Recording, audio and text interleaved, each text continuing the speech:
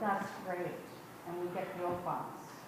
No, you have to turn them back in. I know. I don't want this little. Trust me, you don't want to pay for how much. I don't.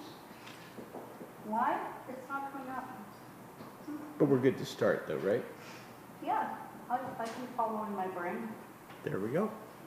With that, I'd like to call this regular meeting of the Board of Trustees to order.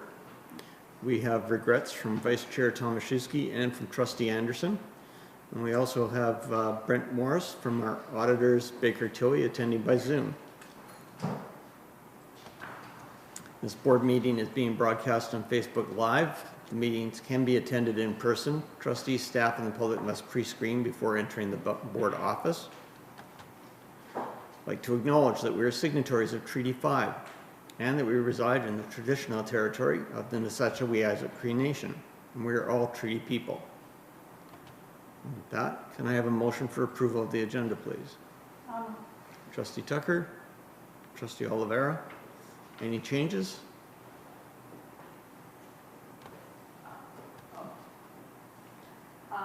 May I have a motion to amend the agenda to include the absence approval for Trustee Michelle Tomaszewski, please? Okay, Add. can I have a seconder, please? I'll second. Trustee Tucker, we'll be moving that to new business. All those in favor? Aye. Motion is carried.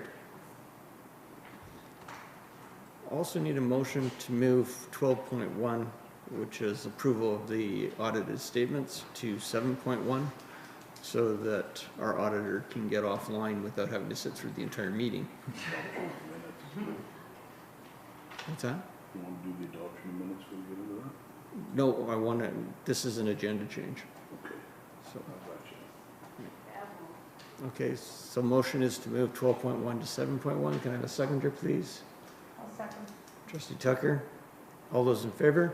Right. Aye. Motion is carried.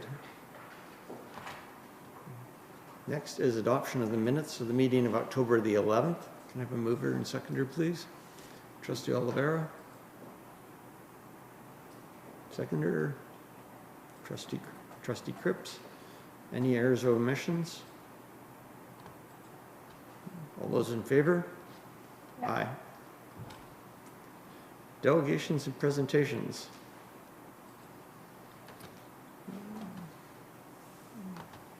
So we have Mr. Brent Morris, partner at Baker Tilly, who are our auditors.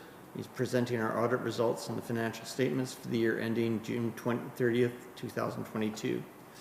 And these documents have also been reviewed with Finance Committee. And with that, you're up, Brent. Brent Morris, partner with Baker Tilly, and we're the auditors for the division. Unfortunately, Mr. Pandia could not be with the board tonight, so I'm stepping in to present the results of the audit and our audit opinion, etc. So I've got the financial statements up on the screen here. Again, there's quite a lengthy package that is put out by Manitoba Education, and I'm going to concentrate on the key financial statements. A lot of the documents in the report that is presented are supporting the figures and results in the key financial statements. So again, I'm going to concentrate on the key financial statements that are included in the package. So just on the table of contents here, again, it kind of outlines what's included in the package. So the division is included in the division is three funds. There's the operating fund, which includes the day-to-day operations of the division, instruction, student support, adult learning, etc. The day-to-day running of the division, paying the bills, collecting the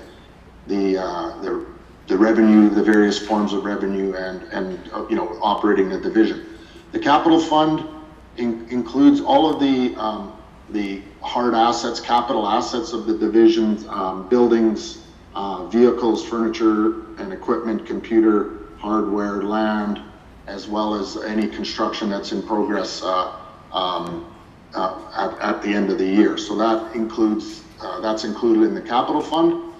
And then the special purpose fund accounts for the funds that are held at the school levels. So again, you know, where funds are collected at the school levels and administered by the school, as opposed to through the division office as such. So that is the special purpose fund. So again, you'll see here that, you know, most of the detail is provided in the operating fund, because that's where obviously most of the activity is accounted for, is in the operating fund.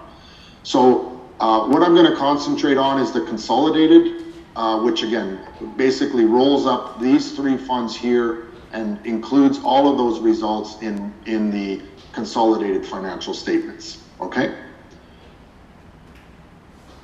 So again, if you're looking at the paper copy, this is page 2 of again, this is the consolidated statement of revenue, expenditures, and accumulated surplus. So the left-hand column is the 2022 results for the year ended June 30th, 2022. The comparative column on the right is exactly that, comparing the numbers from the year ended June 30th, 2021. So on the revenue side, total revenues for the year ended June 30th, 2022 amounted to just under 48 million, 47,763,241, compared to roughly 45 million in 2021. On the expense side, expenses for the year totaled 46,387,000. So there was a current year surplus before non-vested sick leave of 1,375,934. And this compares to a deficit or an excess of expenditures over revenue the previous year of just under 400,000, 399,637. So when you deduct the non-vested sick leave expense, this year was 38,000.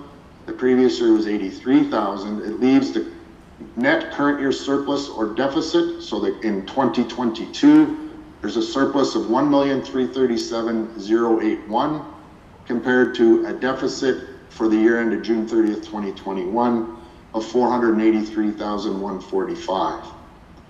So when you add that surplus to the cumulative surplus at the beginning of the year of 12,793,582, it leaves a closing surplus at the end of June 30th, 2022 of 14,130,663. Okay, and again, there's the comparative number last year, 12 million, and then it grew to 14 million at the end of June 30th, 2022. Okay.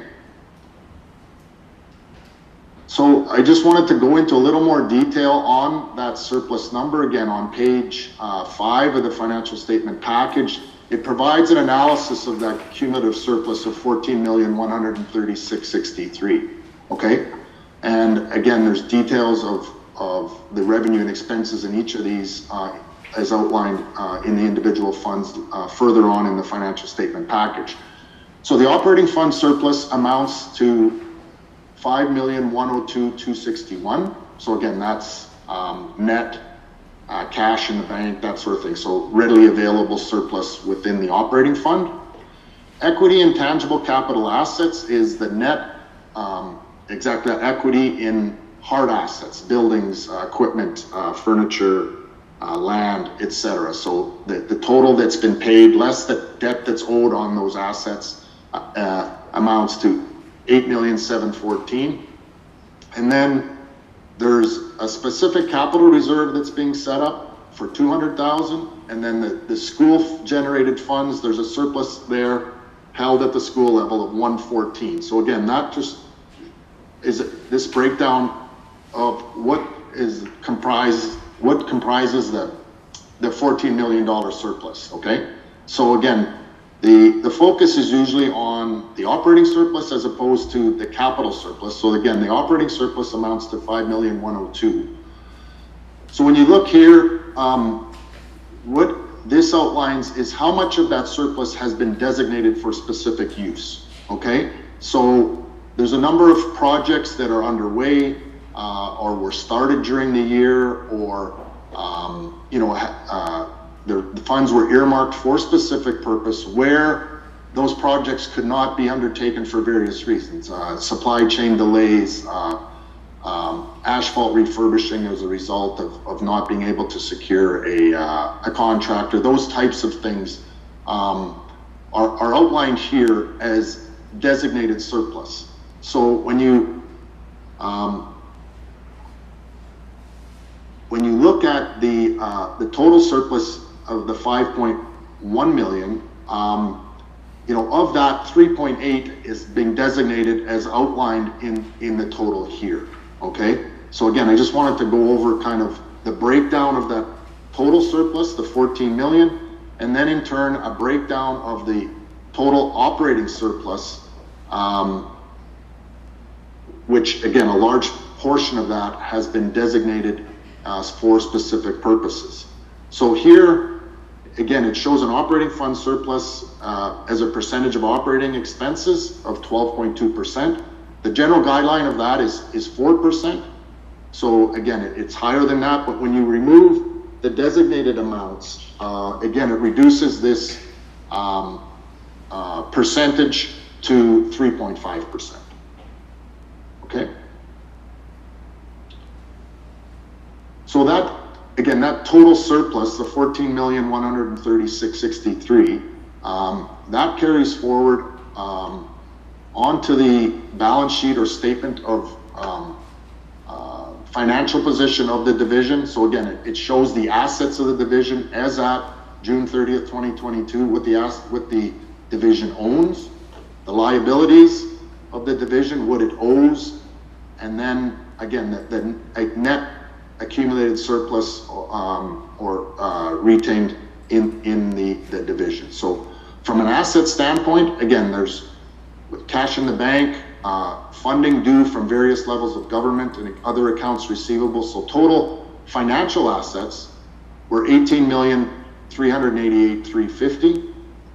Liabilities, again, trade accounts payable, accrued amounts that are owed at the end of the year, employee future benefit obligations, accrued interest, as well as any debenture debt that has been issued. So total liabilities at the end of June amounted to 24,461,447. So the net debt, in this instance, the total liabilities exceed the financial assets. The net debt at the end of June amounted to 6,073,097. So there was an improvement there where the overall net debt was reduced. And then on the non-financial asset side, again, the biggest ones here being the tangible capital assets or fixed assets that are sometimes referred to, amount to 19,996,491. Other miscellaneous assets of roughly 200,000. So again, those assets amount to 20,203,000, and again, that works back to the accumulated surplus of 14,136,63. Okay.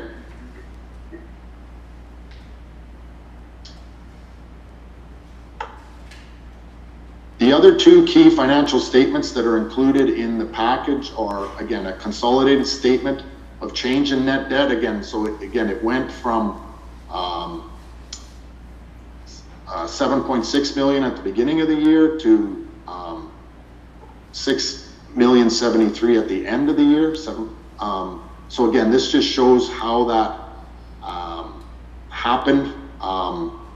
So basically, there's a reduction in the overall debt generated by operating surplus, less the purchase of capital assets, etc. So again, the net debt position has been reduced from 7.6 million to 6 million. And the final financial statement that is the part of the financial statement package is a consolidated statement of cash flow. So again, this just converts the overall financial statements to a cash basis, just so you can see what happened in the bank overall, basically throughout the year. So at the beginning of the year, there was $12.8 million in the bank.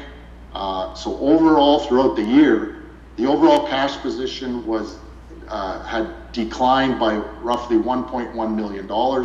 So the cash at the end of the year is $11,664,731. And again, you'll see here that, you know, from an operating standpoint, the division generated $710,000 in cash. It paid out $1.1 million to buy new capital assets, and then reduced the debt by $696,000. Sorry, so the overall cash position was reduced by $1,164,034. Okay.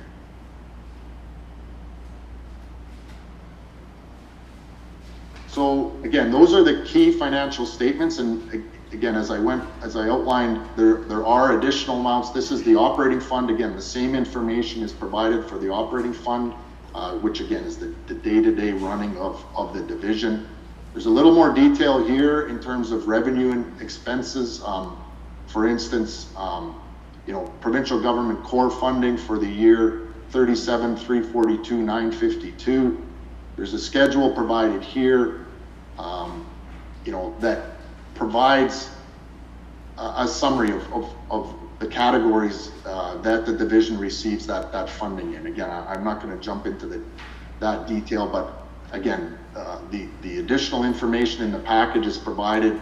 It just keeps drilling down and providing additional information for the figures that are included in the summary financial statements.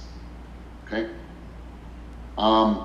Similarly, I'm going to cruise fast here just so I don't want to make everybody sick or put them to sleep, but included as well at the back of the financial statements are notes. Okay, I don't have them on this one, but I believe the package that has been distributed, there's notes to the financial statements, so that in the basic financial statements that I've referred to here, again, just give me 1 minute to get back to that page.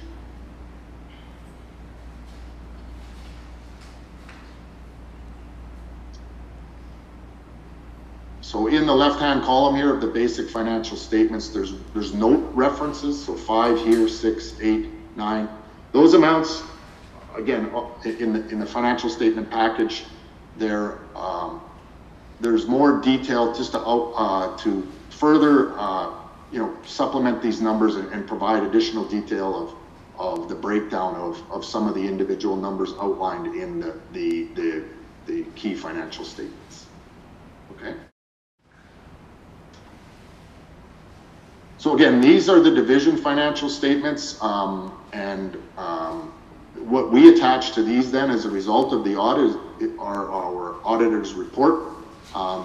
So this is what we anticipate issuing as a result of the audit. So again, it starts out with the opinion paragraph. So again, at the end of the day, this is what we're attaching to the financial statements of the division, that in our opinion, they present fairly the consolidated results of the division for the year ended June 30th, 2022.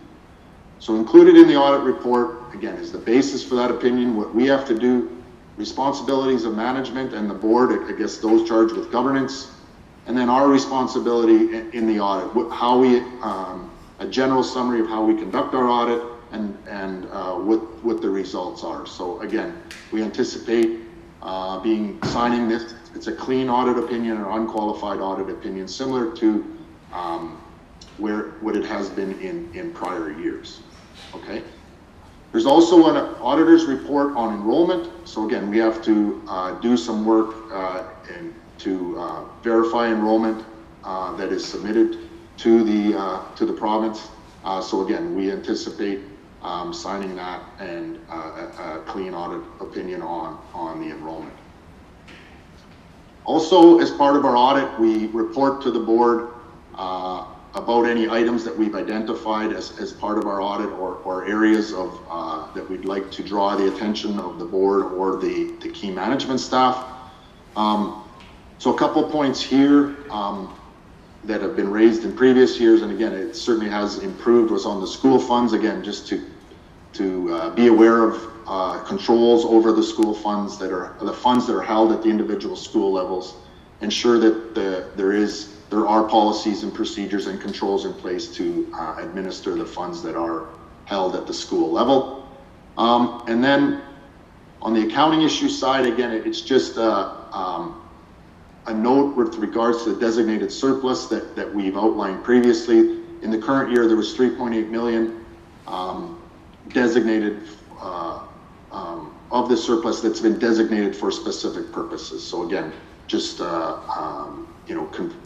drawing attention to the fact that a large portion of that surplus has been designated by board resolution.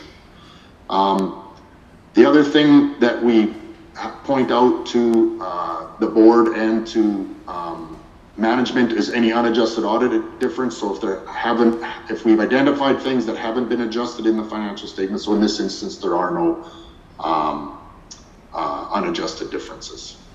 Okay.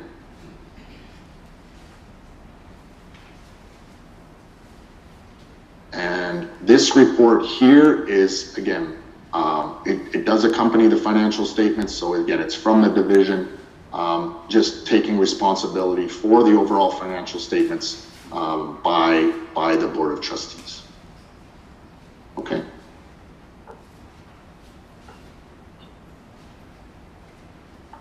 So again, those are the key financial statements and reports that we will attach to those financial statements. So again, the final package that goes to the province will include the signed audit reports, that management responsibility letter, and then the financial statements that we've outlined, that I've gone over here. And then the notes would be at the very end. Or notes are here, sorry. Notes would be here to go along with the financial statements. So again, that's a summary of the key items that are included in this financial statement package. I'm certainly open for any questions that or clarification that anybody may require at this time. Anybody have any questions? No, with that, thanks very much, Brent. Okay, very well. Thanks. Nice to see you all. I guess maybe at some point we'll see you in person, but yeah, thanks again. And we'll just have you hold on until we've actually moved the approval.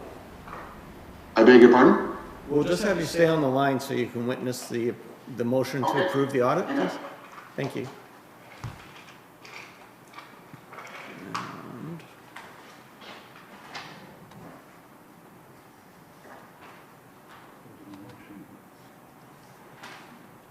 So we're looking for a motion. The recommendation is that the Board of Trustees accept the 2021-22 audited financial statements dated June 30, 2022 as presented. Can I have a mover and a seconder, please?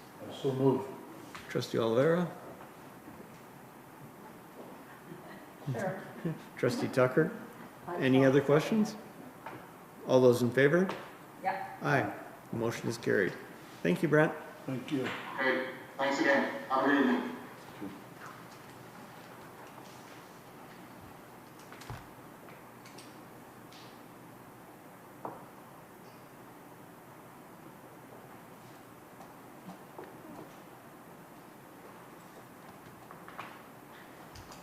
Actually, Kelly, can you bring up the lights a little, please? Or there, over here? There we go.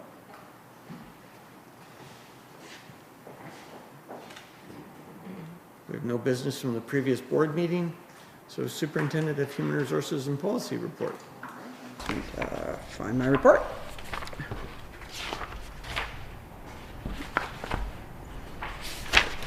There we are. Provided you with a written report. There are a few teaching positions posted, as well as I did a new sub-orientation for 5 casual substitutes to be placed on the sub list, and they participated in the new sub-orientation that I host Again, we're still looking for substitute teachers if anybody's interested. I have a few things I'd like to highlight. I attended a professional development session hosted by the Manitoba Rural Learning Consortium on the role of the principal as being an educational leader. It was extremely interesting. It was a great opportunity to have that, to have them come here physically and do the presentation. I think the theme overall was just how important it is that a principal be a leader in instruction, and just the things that kind of prohibit that from happening from a managerial standpoint on a day-to-day basis when you're a school principal, and how to make time. So we did a lot of reflection on that and what the role looks like and how we could possibly make sure that that's something that we make a conscious effort to do and provide time for. I spent the afternoon this afternoon in my provincial bargaining advisory committee meeting. And on a human resources note as well, from the leadership interim session generated interest again from about 17 possible candidates. So this was considerable more interest than I had. That was between my last information session and this one, as well as there are candidates in that mix that are currently in administration that have not done the program because it simply hasn't been offered because of COVID. I have not yet done the selection process. Obviously, I can't have 17 possible candidates. I mean, to pull people out, 17 people out once a month to do professional development, we don't have the subs to support that. Generally, we're looking at about a group of about 8 seems to be, appropriate, and a small enough group where you can have some really good dialogue and really share some things, and perhaps get people in to learn about the specific organization and being an administrator as it pertains to the school district of Mystery Lake. I mean, we obviously get some outside facilitators in. However, the bulk of it is done in-house by, current principals who are particularly skilled in the area of budgeting or accounting and SIMS. Jolene will do something on special services. Laurie will do stuff on educational programming. I do the HR piece, so we kind of try to keep it in-house as much as possible, just to make it relevant to here. The candidates had to submit a resume as well as letters of reference by the October 28th. So of these 17 candidates, there were that many who showed interest who actually really puts their name forward. I'm not 100% sure. I was also working, but I'll comment on that. Lindsay's not here to do the policy committee meeting update, so I will comment on the attached code of conduct during the policy committee update. Is there any questions? Thank you. Superintendent of Educational Services and Programming. Submit my reports. Just highlight a few things.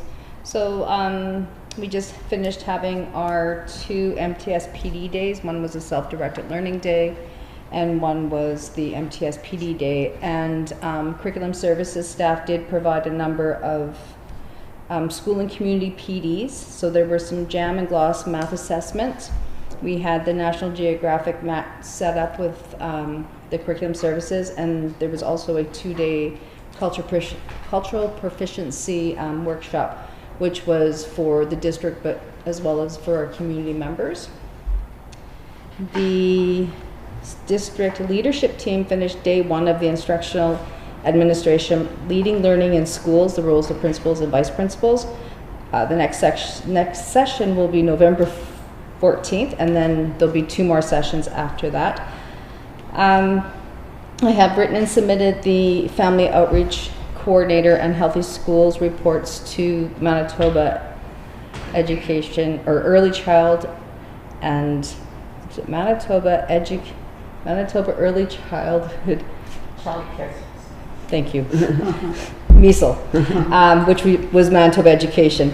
Right now I'm working on the continuous improvement plan, which is due into the province by October 31st.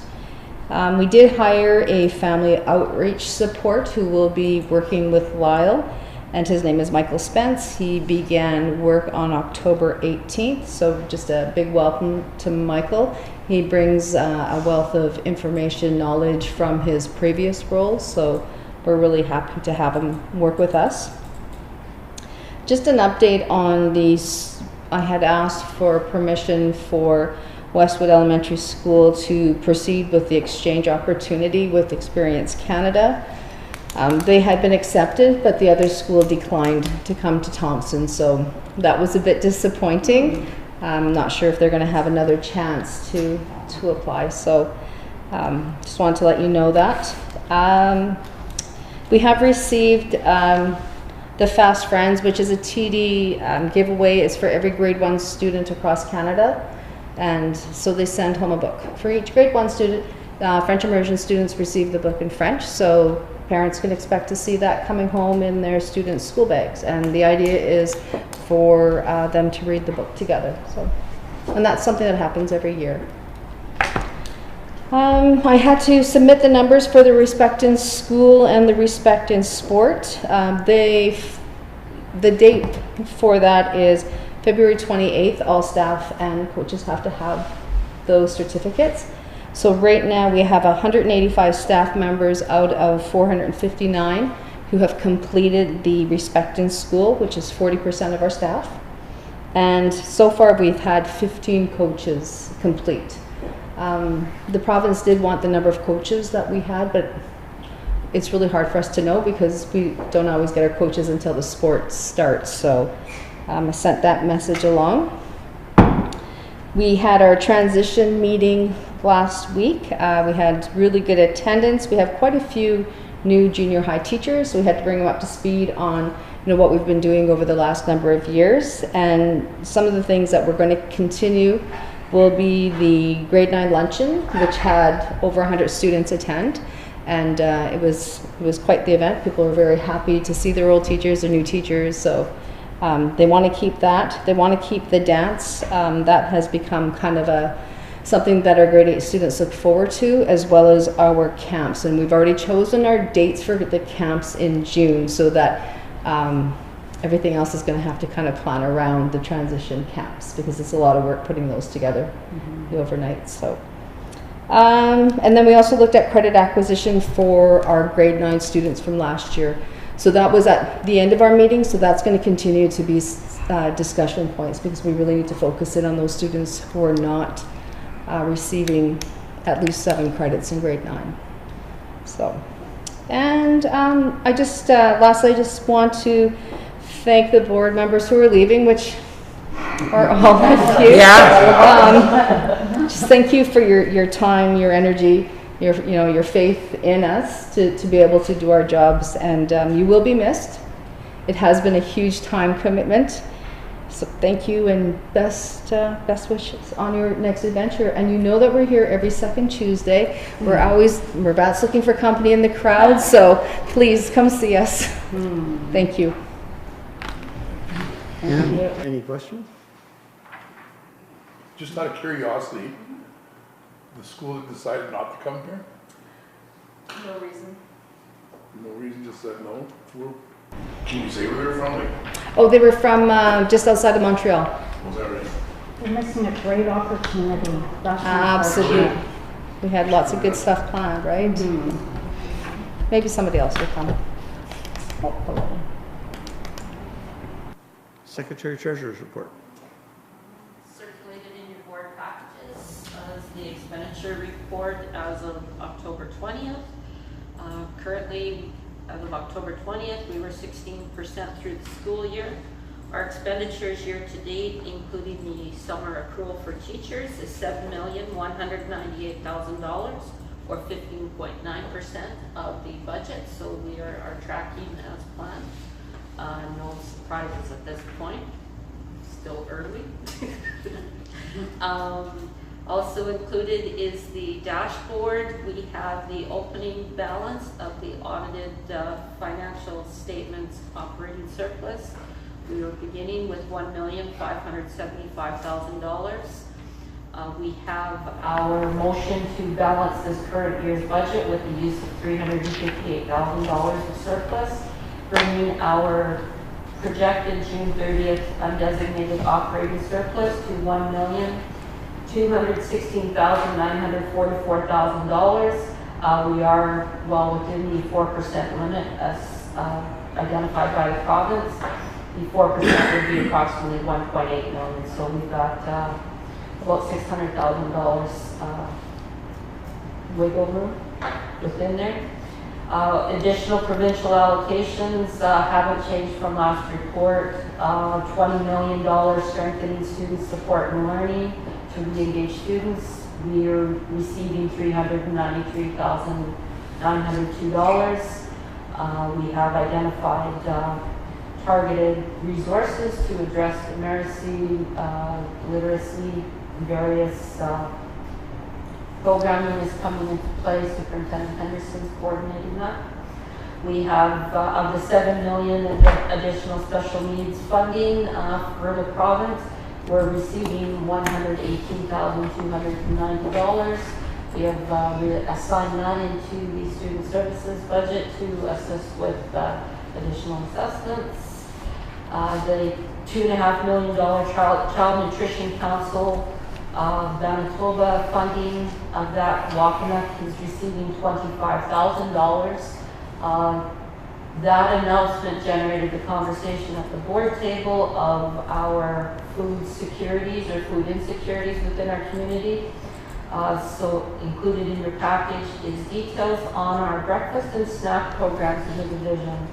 So as of October 20th, we have additional funding for this year of $134,322. Those are at the Burtwood School, Juniper School, and Wapanuck Community Schools are receiving additional grant funding that those school communities have reached out and applied for various grants. We have year-to-date expenses of $5,758. We found through the month of September, it's taken a few weeks for startup and to get the resources in place, and October started full on with providing the snacks and nutrition programs, so we'll see those expenditures climb in the coming weeks as we continue to report on. Echoing as well Superintendent's sentiments, thank you very much for your service, and I very much appreciate all the support that I've received over the years from yourselves, so thank you very much. Any You're questions? not making fun. Still no school bus. Keep it that way. Keep it that way. We don't have a bus. No bus. I failed. So, just correct me if I'm wrong, because I'm not really good at math, and I'm not really good at, well, yeah, I'm really good at math. I'm gonna fake it my last name here. So, according to my calculations, 393,000 out of 20 million is 0.02%. Am I correct? I'm not gonna do that right now. Come Let's on. assume it is. Why? We got 2% of $20 million. Well, and this Oh, was sorry. the context that I wanted to be able for the division or for the conversations to center around the dollars that we're getting. We see the news releases of $20 million for strengthening student support. I'm not sitting on bags of money. That converts to $393,000 for our district. So, We generally run 1.5% of anything provincially funded, yeah. as being our share, almost per capita. So there was, within the $20 million, there was a per pupil allocation for all school divisions, so every student received the same amount. So of that, we received $165,000. There was also then a targeted allocation based on need and various other metrics. So we did receive an additional $229,000 to bring that up. But generally, we receive less than 2% of the millions that are announced. Right. Thank you. I just wanted to clarify that because I'm just, really good at math. Well, we'll take it. We'll take whatever we can. Right. Absolutely. Close. It all helps. Yes, more.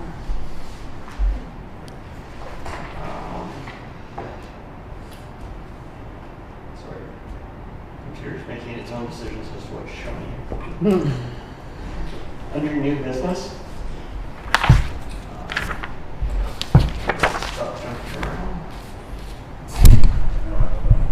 We did that. So Vice Chair Tomaszewski is unable to attend and requires basically the board approve her absence, third meeting in a row. So looking for a motion that would read, as outlined in procedural bylaws, section 2, meetings of the Board and Public Schools Act, section 39.7.1.2 and 39.8C. Vice Chairman Tomaszewski is requesting authorization to be absent from tonight's scheduled regular board meeting to attend to personal matters. The recommendation is that Vice Chairman Person Tomaszewski be granted approval to be absent from tonight's regular board meeting to attend to personal matters. Can I have a mover? Trustee Tucker. And seconder, Trustee Cripps. All those in favor? Aye. The motion is carried. Thank you. We've already dealt with the financial statements. So next up is correspondence. Manitoba School Board Association e-bulletin is attached to the board, to the meeting package. There's a couple of things of interest in it that are worth looking at. One of them is that recognizing that there's an election coming and a lot of new trustees, MSBA wanted to remind people that there's going to be regional representation that's going to have to be selected. Region 4 is one of the regions that has to pick a new representative. Then that's not going to affect any of us, so make a note. And But it's in the minute. the other thing from MSBA is a memo on supporting member participation. Kelly, did you want to describe that one? Sure. MSBA reached out.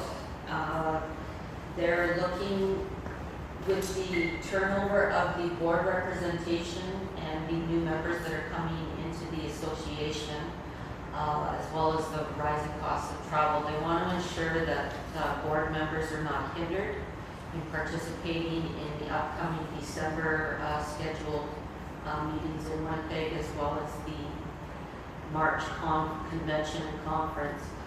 So to that end, they've established a one-time fund for boards to reach out to assist with travel requirements to help support participation in person at those events. I did reach out with our rising cost of airfares and travel to MSBA and identified we have 5 brand new members as well as 2 returning that if possible, I requested that they at least provide airfare for one of the events for the 7 individuals. It's $1,200 per person for airfare. They advised yesterday that absolutely our board does qualify for additional funding. Right now our trustees have individual travel amounts of $4,500, which we budget to allow for attendance at the regional meetings in November as well as the March convention. With the rising cost of travel, we're not sufficient. That might be very tight for budget constraints as well as the rising cost of airfare. So they have assured that we do not have to worry about individuals attending both events, that they will support any other budget overruns should the need arise within our budget. So that was really good news to hear from us. Excellent. Awesome. It's good to hear. Thanks for taking care of that. Thanks for the blind call. Hey, you did it. I wasn't going to report it like I did. Committee reports. Policy committee. Read the policy committee. We had a policy committee meeting on the 12th of October. We reviewed board policies numbers 4 and 5. There was no significant changes, just some minor editing. We reviewed the procedural bylaws 11 and 12, no significant changes, just some minor editing. We reviewed the terms of reference as we do at our first meeting every year. I updated monitoring schedule for both the procedural bylaws and the board policy manual, just to make sure when we're on policy committee that we're reviewing things at a scheduled time. The other component was we reviewed a draft copy of the new School District of Mystery Lake Code of Conduct and Action Plan. It must be posted on the district website. This was a requirement that was outlined in the Public Service Act under the responsibilities of the broader Public Schools Act, which is what school districts and school divisions fall under this. The Code of Conduct is not intended to replace any other components of our policy manual or administrative procedures.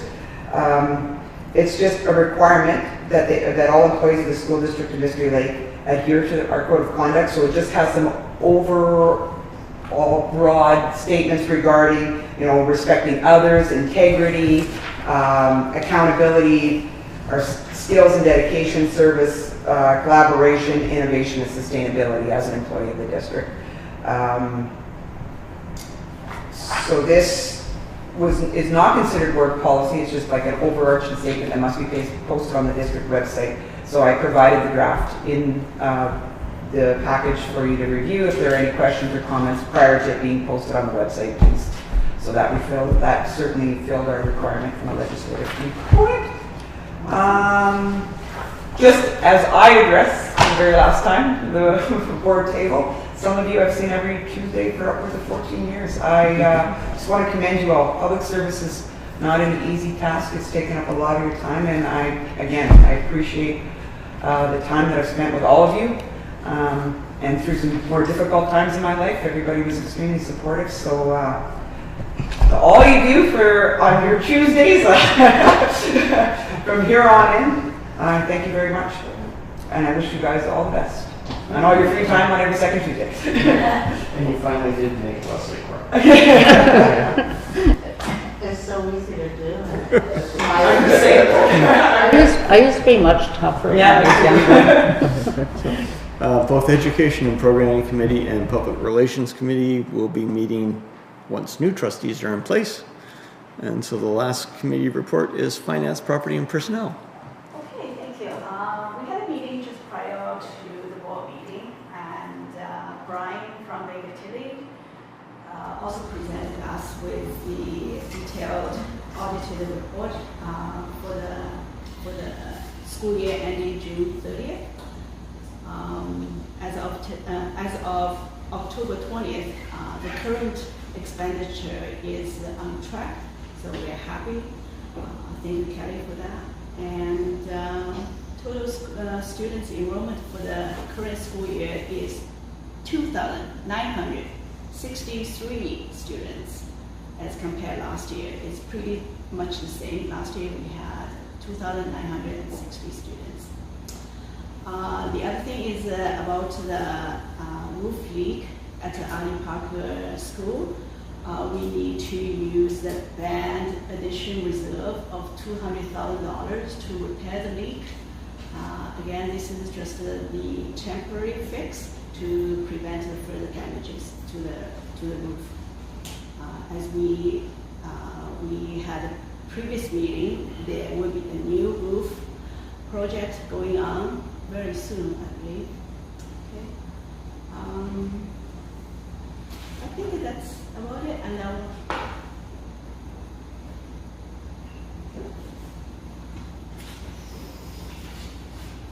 Perhaps worth noting that the roof replacement is part of the band room renovation, which is why they're letting us use the funds to do it that way.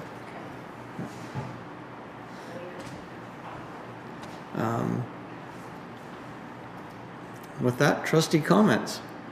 Oh, no. Yeah, and so we'll start with the one who's not crying and is our longest serving trustee, Trustee Oliveira. Thank you. So here we are. Last time I'll be making a trustee comment. It's hard to believe it's been 16 years and I've represented the voters of Thompson. I thank you for showing your support in the last 4 elections, and I want you to know that it meant a lot. I'm very proud of our district, and it disappoints me when people talk negatively about it. I personally have 2 daughters that came through from kindergarten to grade 12. The education they received in Thompson was second to none and well prepared them for university. My daughters are not alone. There are many success stories, but people seem to focus on the negative. We truly have great teachers and support staff in the district that all care about student success. See lots of positive movement within the district. I did, however, cause some turmoil. It did, however, cause some turmoil. I've seen 25-year-old friendships crumble. No loss. It's kind of like the garbage taking itself out. I've seen a past employer use intimidation in an attempt to change the decision. We stuck to our decision. We moved on. I do wish that we would have moved on that decision a year earlier. I'm going to get back to friendship. I made a lot of friends over the last 16 years, lots of connections, be it in Manitoba, across the province, and even locally, be it people, general public, employees in the district, and even Paul has been serving longer than I have.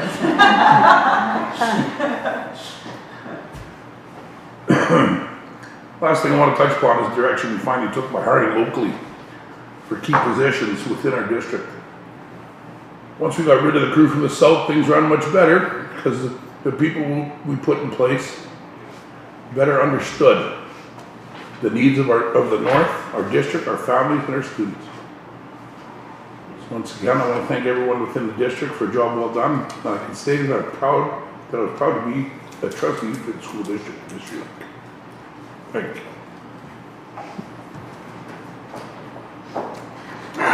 As our second longest serving trustee present, is Trustee Tucker ready, or would she Yeah. like a moment? No, I'm good. I came in really happy and I didn't know I was gonna cry or make a speech, but I prepared some notes. So just, I want to echo what my friend Guido has said in terms of this district is really, we've done so much work and it's so wonderful, and none of that would be possible without our senior admin. I'll get there. So the unsolicited advice to the incoming trustees are be really good to your senior admin. They're homegrown gold, and there's real strength in having people who are local. They have a vested interest in this community, and they have incredible knowledge about what is needed here. Everything good, and the things I've enjoyed most are because of our senior admin. And my goofy board members, of course. Some more unsolicited advice. Follow your governance model. Don't mess with your governance model. Follow your policies. They're really important. You might think they're boring, but they're absolutely imperative. Pick it up, pick up that governance, that whole policy manual, read it and know it. You have to know this. There's an org chart here, learn that too. And just really enjoy this solid group of people that we've got working here for our kids. All of us had kids come through the school system and they're all rock stars. So you lost out, little town in Quebec. Maybe next time. And again, maybe not. Yeah, maybe we won't let you. We do have some rock star kids in this group.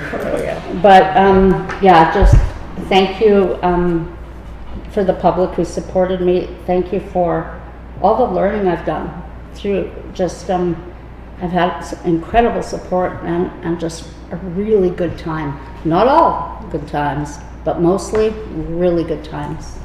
And I just wish the new crew coming in the best of luck. I did it. Okay, I want to echo what Guido and Leslie said. I really want to thank the fellow trustees, the superintendents, the secretary, treasurer, for bringing me up to speed, because I joined the board in the midterm and I truly enjoyed what I have done, and I have learned a lot as well.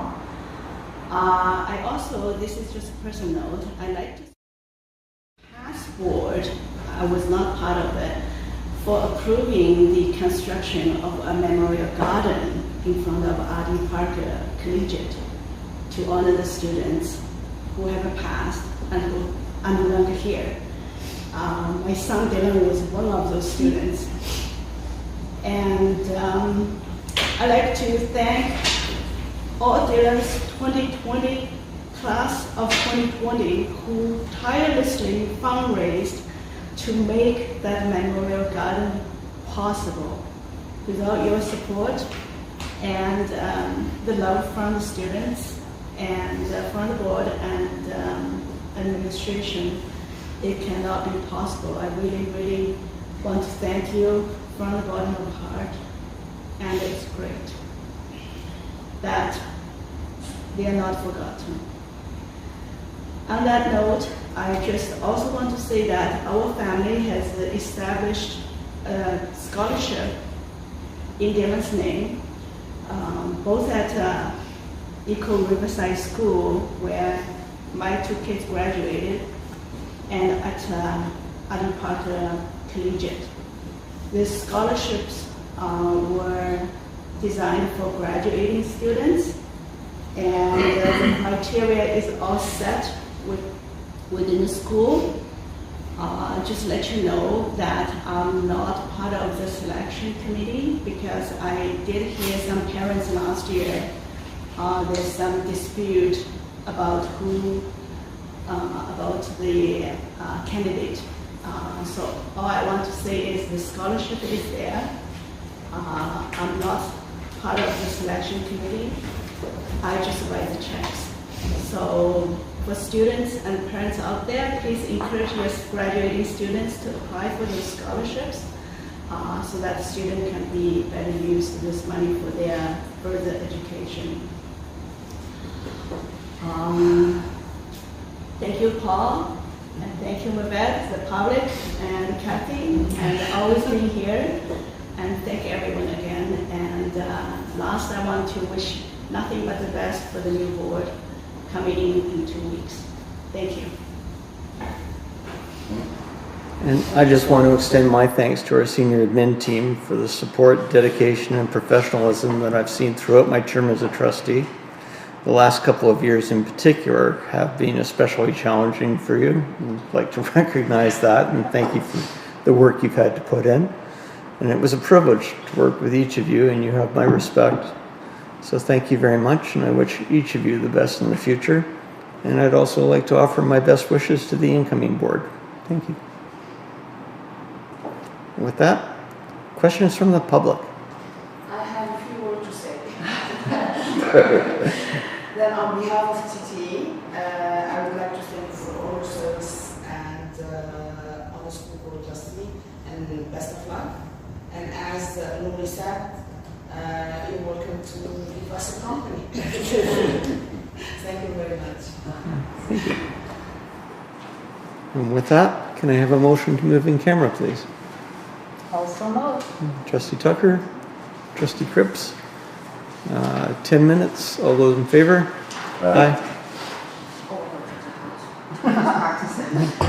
Motion is carried. Thank you, everyone. Do we have any? I don't know.